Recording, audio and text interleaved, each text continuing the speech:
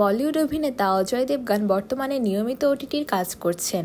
এমনকি এ মাধ্যমে এখন সবচেয়ে বেশি পারিশ্রমিক নেওয়া অভিনেতা অজয়। ভারতীয় সংবাদ মাধ্যমের প্রতিবেদন অনুযায়ী ওটিটিতে সবচেয়ে বেশি পারিশ্রমিক নেন অজয় দেবগন। 2022 সালে ওটিটি প্ল্যাটফর্মে অভিষেক ঘটে বলিউড অভিনেতা অজয় দেবগনের। তার অভিনীত ক্রাইম থ্রিলার ঘরানার show Rudra the edge of darkness OTT platform Disney plus হটস্টারে মুক্তি পায়। এতে অজয়ের শক্তিশালী পারফরমেন্স ও ভার্সেটাইল অভিনয় সবচেয়ে বেশি পারিশ্রমিক নেওয়া বলিউড তারকাদের তালিকায় নিয়ে আসে। রুদ্র দ্য এজ অফ ডার্কনেস এর 6টি এপিসোডের জন্য অজয় 125 কোটি রুপি পারিশ্রমিক নিয়েছেন। ব্রিটিশ শো লুথার এর অফিসিয়াল রিমেক এটি। ওয়েব সিরিজের প্রতি পর্বে অভিনয় করে প্রায় 21 কোটি টাকা পারিশ্রমিক পেয়েছে অজয়। দ্বিতীয় অবস্থানে রয়েছে সাইফ আলী খান। 8 পর্বের সিক্রেট অফ গেম সিরিজের জন্য 15 কোটি রুপি নেন তিনি। পঙ্কজ ত্রিপাঠী মির্জাপুর 2 ও সিক্রেট অফ গেম সিরিজের জন্য যথাক্রমে 10 ও 12 কোটি রুপি পারিশ্রমিক নেন।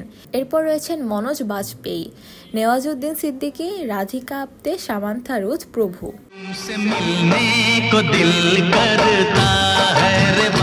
বলিউড তারকা অজয় দেবগন 30 বছরের বেশি সময় বলিউডে দাপটের সঙ্গে কাজ করছেন এই অভিনেতা।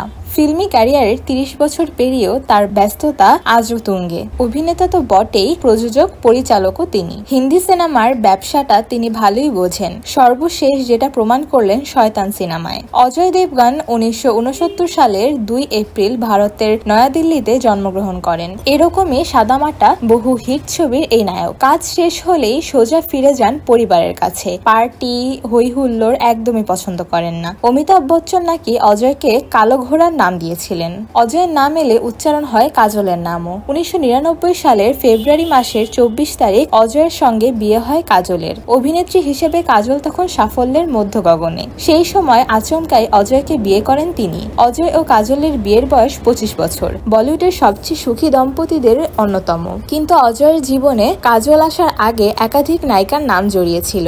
এক্ষেত্রে প্রথমেই উঠে আসে রবিনা টন্ডনের নাম।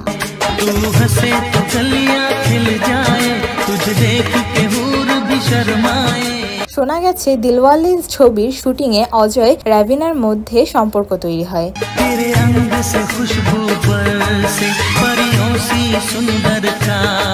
এরই মধ্যে অজয়ের জীবনে আরেক বলিউড সুন্দরীর আবির্ভাব হয়। তিনি কারিশমা কাপুর। জিগার সিনেমার শুটিং এর সময় অজয় আর কারিশমার মধ্যে সম্পর্ক তৈরি হয়।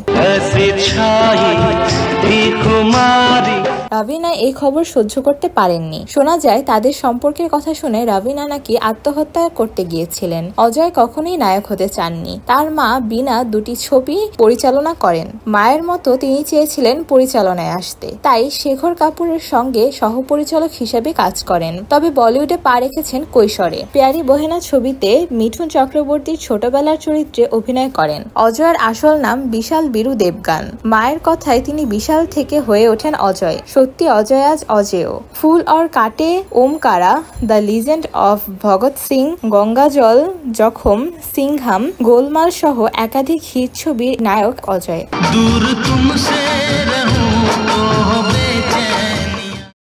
একটু শুনুন। চ্যানেল ড্রিম নিজে মন্তব্য করে না, বাস্তবতা তুলে ধরে শুধু। ভিডিওটি ভালো লাগলে শেয়ার এবং চ্যানেলটি সাবস্ক্রাইব করুন।